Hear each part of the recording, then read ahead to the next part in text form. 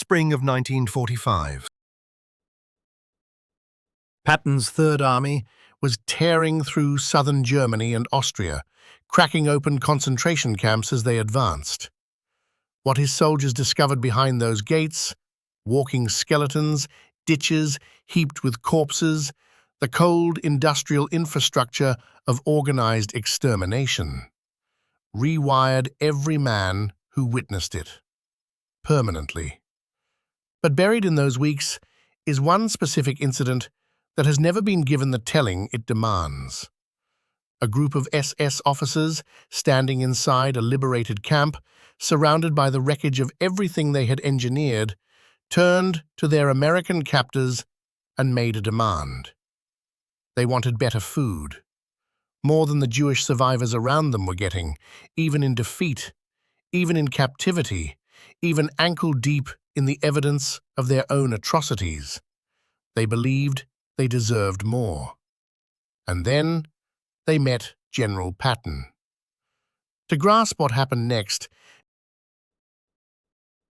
you need to understand what Patton's men were encountering across those camps through April and May of 1945. The liberation of the camp system wasn't one dramatic moment. It was a slow, grinding revelation that stretched over weeks as the Third Army drove deeper into Germany and Austria. Every day surfaced new camps. Every camp surfaced new horrors. The men doing the liberating, American soldiers from Ohio farmland and New York tenements and quiet towns scattered across the country, men who had never heard the words Dachau or Mauthausen or Ebensee, were being forced to absorb something no amount of battlefield experience could have readied them for. The survivors they found existed in conditions the soldiers could barely articulate in letters home. Men and women weighing 70 or 80 pounds, people unable to stand, human beings ground down by years of calculated starvation and brutality into a physical state their liberators initially struggled to recognize as human at all.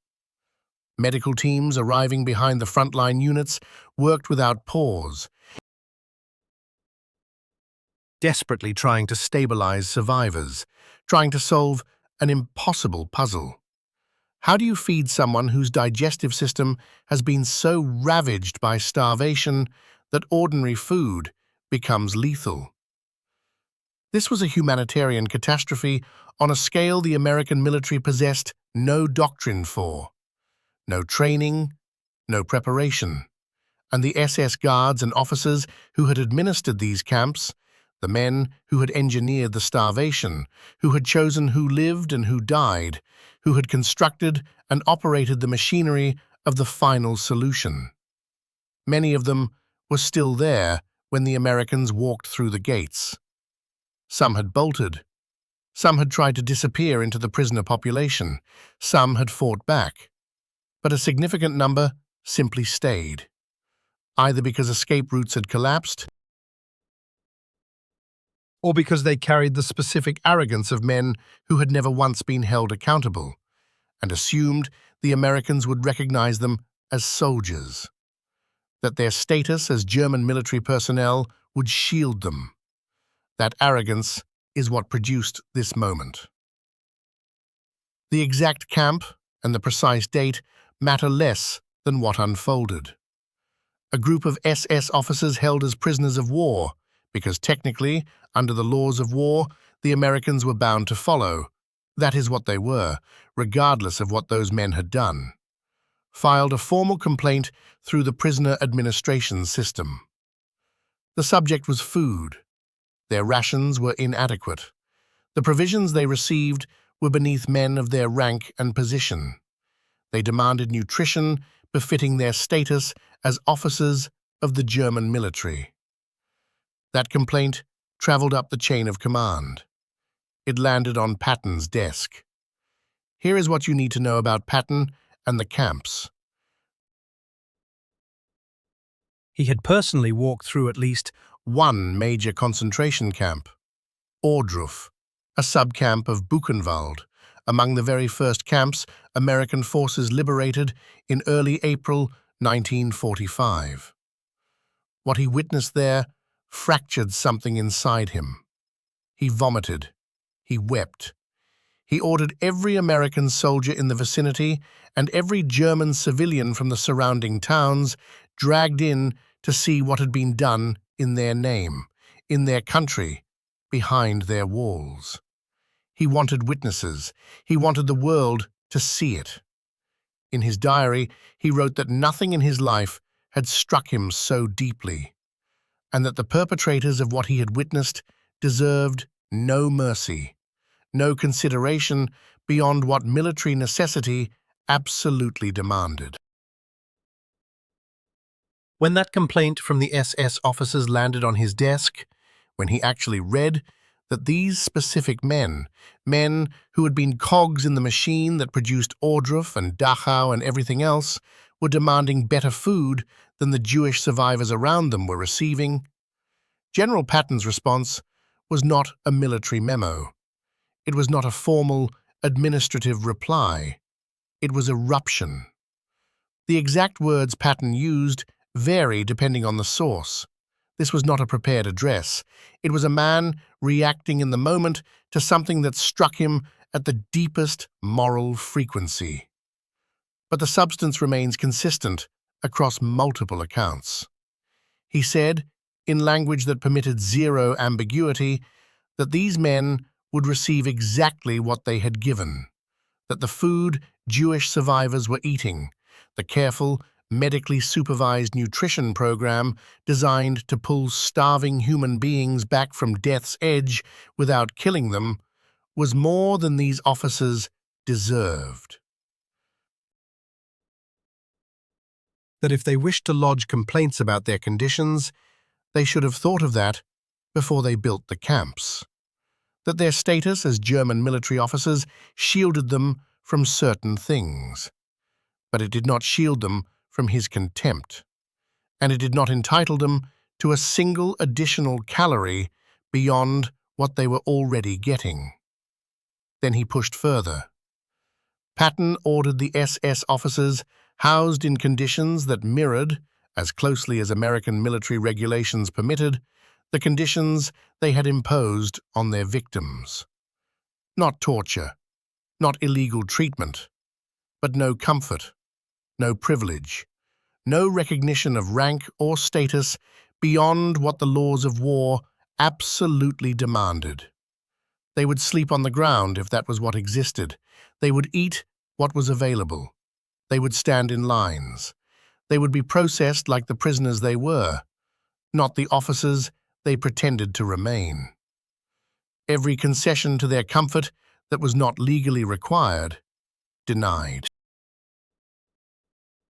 He also ordered, and this detail survives in multiple accounts, that the SS officers be forced to participate in cleanup and burial operations at the camps.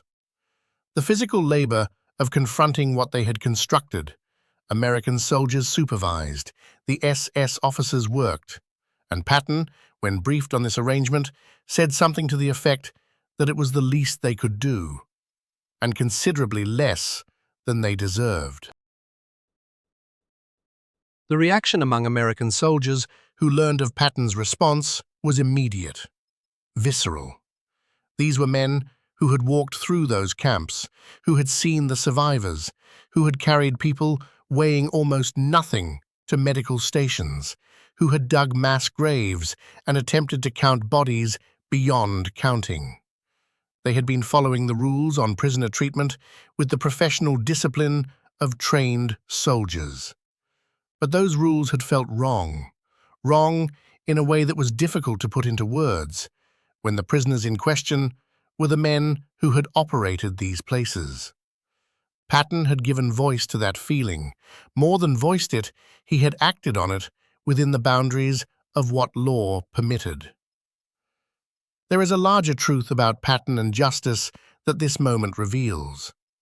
Patton was not a gentle man. He did not believe in expansive mercy for those who had committed grievous wrongs. But his sense of justice was not arbitrary, not personal. It was proportional, connected in his mind to the actual gravity of what had been done. The SS officers demanding better food than Jewish survivors were not simply filing an administrative grievance. They were asserting, in the most obscene way imaginable, that the hierarchy of human worth governing their crimes still functioned, that they still mattered more than the people they had tried to erase. Patton's response was to say, with total clarity and without a shred of diplomatic cushioning, "No, that hierarchy is finished. It ended the moment we drove through your gates, and you will inhabit the world your actions created, not the world you believed you were owed." This was not a universally popular position. Military lawyers and administrative officers worried about the legal implications of differential prisoner treatment. There were voices arguing that, however monstrous the SS officers' crimes, the laws of war existed for a reason, and departing from them established dangerous precedents. These were not careless objections. The laws of war exist for substantive reasons. Reciprocity carries weight. Precedent carries weight. Patton understood all of this. He never discarded the legal framework. What he did was find every available margin within that framework and press it to the absolute limit. In service of what the men who had walked through those camps considered the bare minimum that human decency could tolerate. The SS officers received no superior rations. Their rank went unacknowledged. The treatment they demanded never materialized. They got precisely what Patton determined they had earned, measured against the boundary of what law permitted. And the Jewish survivors, people who had been methodically starved across years, whose bodies were being guided back from death with agonizing care, received everything the Third Army's supply chain could funnel toward them: medicine, food, clothing, personnel.